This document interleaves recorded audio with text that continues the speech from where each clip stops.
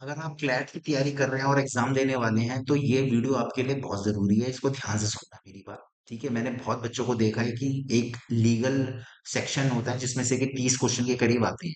120 में से 30 क्वेश्चन जो है वो लीगल रीजनिंग पे ही होते हैं। बहुत से स्टूडेंट्स मैंने देखा है वो मुखर्जी नगर से इधर उधर से वो उठा लाए, मटेरियल उठा लाए, कॉन्स्टिट्यूशन की किताब उठा लाए। ठीक है ना। तो भाई पहली चीज है, आपको अननेसेसरी बर्डन लेने की जरूरत नहीं है। You don't need any prior legal knowledge. CLAT exam आपसे ये एक्सपेक्ट नहीं करता है कि आप कानून की पढ़ाई पढ़ के आएंगे और उसके बाद वो आपसे एग्जाम लेगा। Number one and very important है। ठीक है। आपको इधर उधर की किताबें नहीं खरीदनी है, जितने कम से कम लिमिटेड रिसोर्सेज पर आप स्टिक रहें।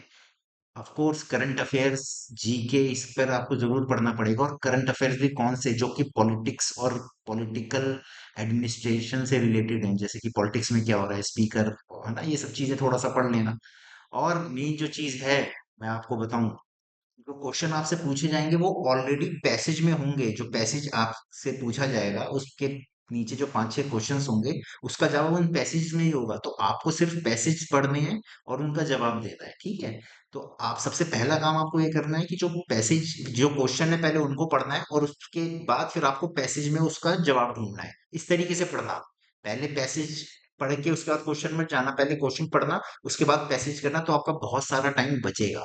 ठीक है। और अगेन मैं कहता हूँ कि इधर उधर की किताबें खरीदना बंद करो। लीगल रीजनिंग के लिए तो बिल्कुल आपको कोई जरूरत नहीं है कोई भी किताब खरीदने की। ठीक है।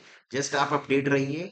और आप जो है मटेरियल आप इधर उधर का अगर आप पढ़ भी रहे हैं तो वो जीके का, जनरल नॉलेज का, करंट अफेयर्स का आप जरूर पढ़ लें। उसकी जरूरत है, क्योंकि एक मेन पार्ट जो है वो उसका आएगा। बाकी लॉजिकल रीजनिंग के लिए आपको किसी भी तरीके के लॉ कानून की जानकारी पहले से होना जरूरी नहीं है। सब कुछ ऑलरेडी उस क्वेश्चन में ही होगा जिसका जवाब आपको देना होगा। Thank you.